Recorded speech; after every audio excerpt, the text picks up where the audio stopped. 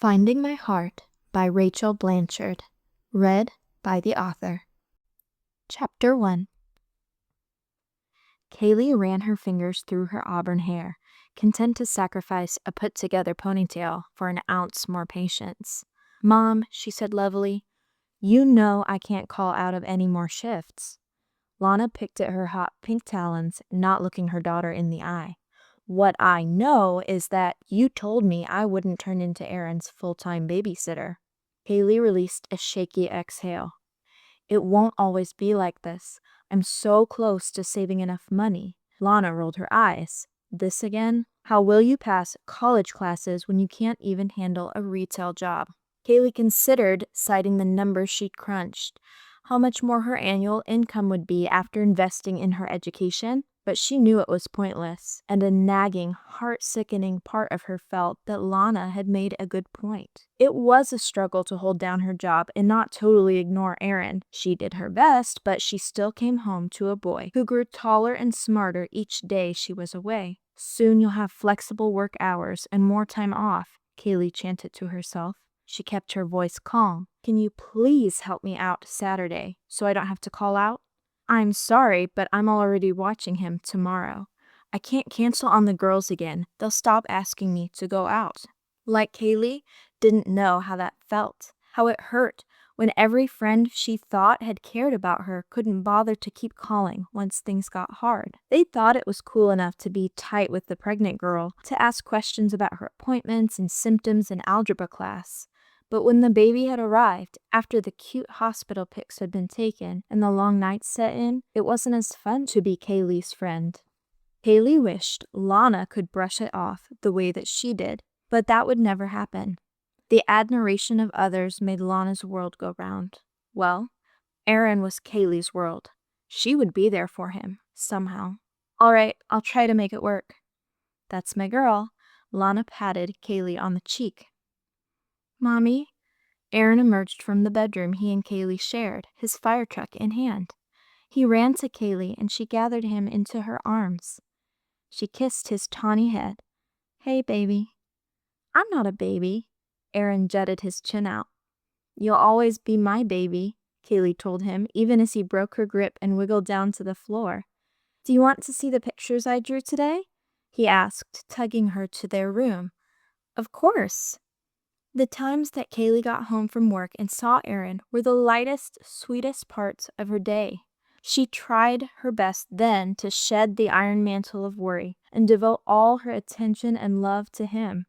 However, she often found herself so drained from the day that her thoughts strayed back to her hefty to-do list and complete lack of options. Doggedly, Kaleigh forced herself back to the present, to rectangles scrawled in red crayon, dotted with superhero stickers. "You did a wonderful job," she said, and Aaron's hazel eyes glistened. The urge to give him everything she could was overwhelming, and it put a fire back under the hopes that her mother's discouragement had extinguished. They could get their own place. They could have a better life. Aaron deserved a mom who would at least work toward that. Kaleigh convinced her boss to give her another chance, and eventually she'd get a job that could provide them with a real future. Smoothing Aaron's bangs back from his bronzed forehead, she imagined all the precious minutes she would gain back with her big boy when all of her dreams came true. "I hate to do this, Kaleigh." Her manager's usually warm expression was doused in a mask of professionalism. "Then don't," Jenny said. "I want to help you, but at the end of the day, I have to follow procedure. Please, just give me more time to figure something out." Kaleigh's hands clasped together. She wasn't above begging. "Look, I appreciate your honesty, and I hope that you do figure something out, but if you call out one more time, you'll have to find another job." "Is it really calling out when I give you a day's notice?" "It is when we're short-staffed and there's not anyone to take your place. My hands are tied." "I'll take her shift." The door leading out to Hydrangea's stockroom had opened to reveal none other than Jackson Green. He strolled in and leaned against a rack of girls' t-shirts. "Great," Kaleigh thought. "Him again." "Sorry to interrupt," Jackson continued, "but I was on break and happened to overhear your conversation." "Right." The man had more likely been pacing the hall like a mangy cat, waiting to pounce the moment Kaleigh was free. Jenny dropped the stack of papers, presumably containing Kaleigh's spotty attendance record, that she had been surreptitiously rearranging during their uncomfortable conversation. "Are you sure?" their boss asked Jackson. "You've already worked 6 days this week." "Afraid of paying me more overtime?"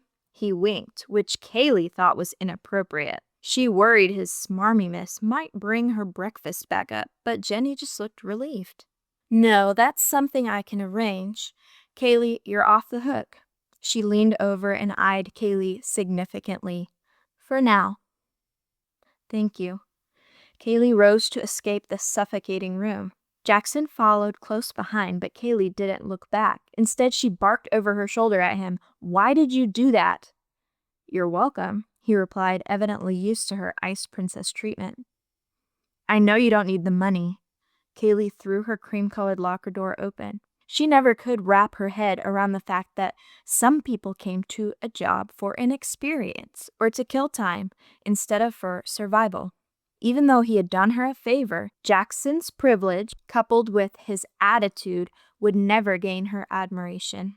"So, are you trying to go out with me again, or do you actually feel guilty about being a player, and you're thinking you can make up for it?" "Could it be possible that I cared you were in trouble and wanted to help you?" Jackson asked. "No, I don't think that could be possible." Jackson's heavy sigh made Kaleigh turn around. "Will you ever stop thinking the worst of me?" he asked. "See, you are thinking about yourself." Jackson's shoulders slumped, but it was probably just an act. Still, though he didn't need to know how much, he had come through for her. "But thanks anyway." His face brightened, making Kaleigh regret giving him any encouragement. She grabbed her tote, slammed the locker door shut, and hurried home. Left in Kaleigh's wake again, Jackson leaned back against the lockers. It was clear she thought he wanted a challenge and was only after her because she turned him down. But the truth was, Jackson tended to bolt when things got hard, not dig his heels in and stay. He couldn't argue that he wanted to take Kaleigh out again. She was a firecracker, albeit a short firecracker. Jackson smiled at the memory of her head cocked up at him in defiance. She had an athlete's compact build, long dark red hair, and eyes the color of a tempestuous sea. But his attraction ran deeper than the surface. Beneath Kaleigh's eyes lay a rock-solid strength. A fighting spirit powered her trim arms, a determination to work like none he'd seen before, whether she swiftly unloaded boxes for inventory or slowed down to count pennies with a kid at the register. Kaleigh was an intense force of nature that was rapidly sweeping him in. He'd been careless when they first met. Initially, their interactions were harmless. He'd been avoiding a confrontation with Ava, the coworker he wasn't sure he still wanted to date, but there were plenty of shifts when Ava wasn't there and he and Kaleigh got a chance to talk. They bonded over reality television and pop music. Over lunch one day, he'd convinced her to take a walk with him to a nearby nature reserve. Something about the lofty pines and the hush of the forest trail created an atmosphere of enchantment, removing Kaleigh's typical hesitation. They spoke of crazy dreams, of climbing mountains in Costa Rica, and seeing the cliffs of Moher in England. Jackson hadn't mentioned he was taking steps to travel to Costa Rica back then. He'd been too captivated by the gleam of fantasy in Kaleigh's eyes. Then, Ava appeared at the wrong time. Kaleigh blew up, and her initial hesitation was replaced by hatred. Usually, Jackson would shake it off, knowing there'd be another girl around the corner. Now he had the sense that there wouldn't ever be another girl like Kaleigh. She was nothing like Jackson. It was obvious that she was better than him, but maybe that was just what he needed. He couldn't help but feel that Kaleigh was a key piece of the puzzle he kept trying to assemble into a significant life. His year-long term as a humanitarian volunteer in Costa Rica would be the starting point. But wouldn't it be nice to have someone there for him once he came back? First things first, Jackson told himself, you've got to get her to give you the time of day. His coworkers' conversations floated closer through the door which opened up into the main floor, calling him back to the present. With one elbow, Jackson pushed himself off the lockers and strolled out like a man who had a clue what he was doing. Having a Sunday morning off after working 7 shifts straight made Jackson want to pull his duvet over his head to block out the sunlight. However, the same discipline that led him to lift weights every day since he was 14 made him roll over and climb out of bed. It wasn't that he was such an established churchgoer now. He showed up, didn't know the tunes to any of the songs, and was typically clueless as to what Bible story the pastor referenced. Still, Jackson had decided to try something, and he figured he ought to do it right. The people who went there had a closeness, a contentment that he needed badly. Jackson's Siberian Husky followed his owner out of bed and to the door, his tail swinging like a high-speed metronome. After leashing Duke and donning his slippers, Jackson walked the dog through the hall, down the elevator, and to the lawn in his red silk pajama pants. The sleepwear had been a surprisingly welcome Christmas present from his parents' professional shopper. But still, his state of undress left Jackson grateful that the other residents in his building rarely saw fit to wake up before 10 on the weekend. The upside of 9 in the morning was its stiff breeze which cut the summer heat. The clouds rolling in gave the sky a mismatched appearance of gray storm and golden sun. Usually the Florida rain held off until the afternoon, but by the looks of it, Jackson would need to take his umbrella to church. When Duke finished his business, Jackson took him inside. Jackson shed his PJs, which were peppered with white hairs, then poured Duke fresh water and chow to encourage him to keep his distance from today's outfit. Back in his walk-in closet, Jackson chose a crisp aqua button-up, gray linen pants, completing the ensemble with leather Oxfords. Then he set to work flattening his rumpled hair, wetting the inky black mess and gelling it back. As a final touch, he spritzed on a designer cologne that he hoped would make him smell like a wooded forest in this Florida swamp. After chugging down a quick protein shake breakfast and wincing at the powdery aftertaste, Jackson strode to the entryway. He paused when he reached the hook that held his car key. Jackson pictured how, once outside, he would reach for the car handle, swing the door open, put his foot in, slide into the seat, press the start button, and lay his hands on the wheel.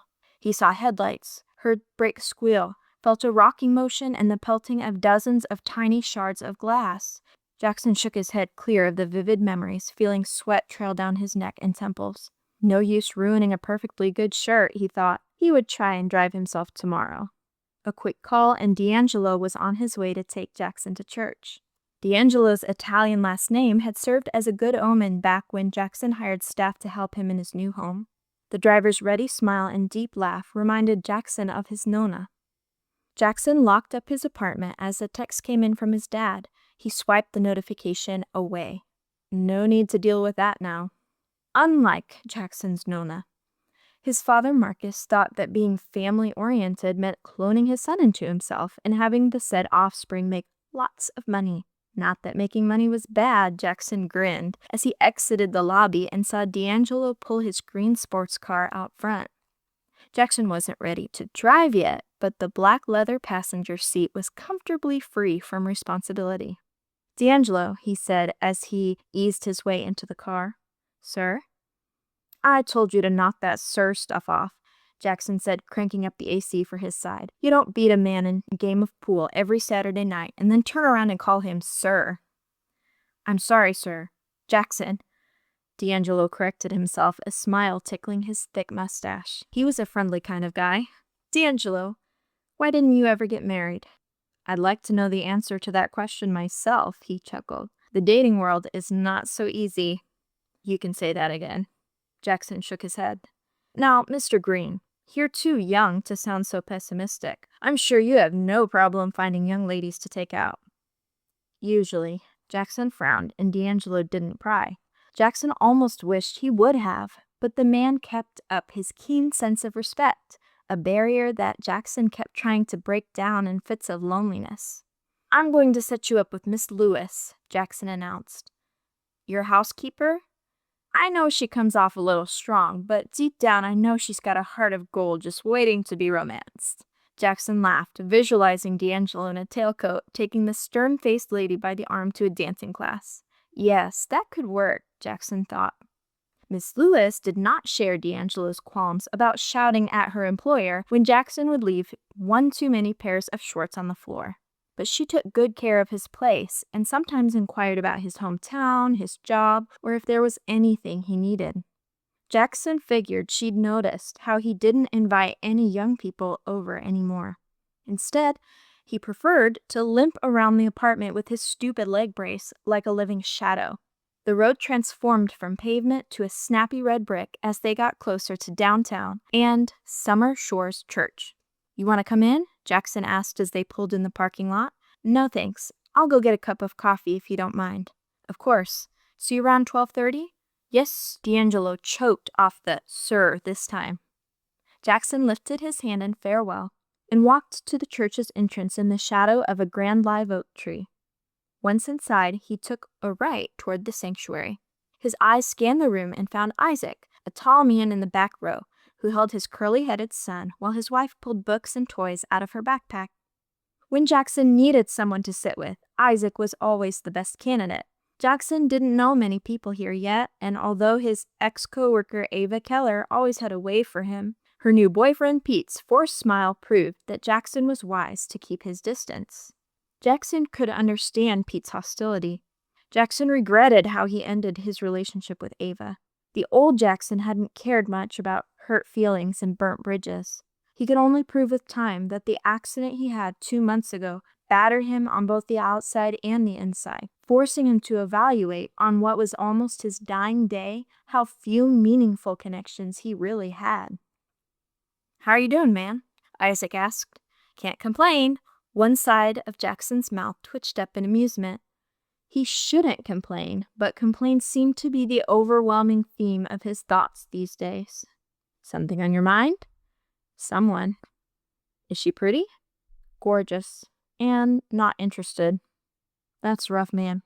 Jackson laid his head back to rest on his chair's rough green fabric. "I keep trying to think of ways to let her know I'm serious about her. I leave a gift and she tosses it away. I help her at work. I beg for her to listen to me, and still she can barely stand the sight of me."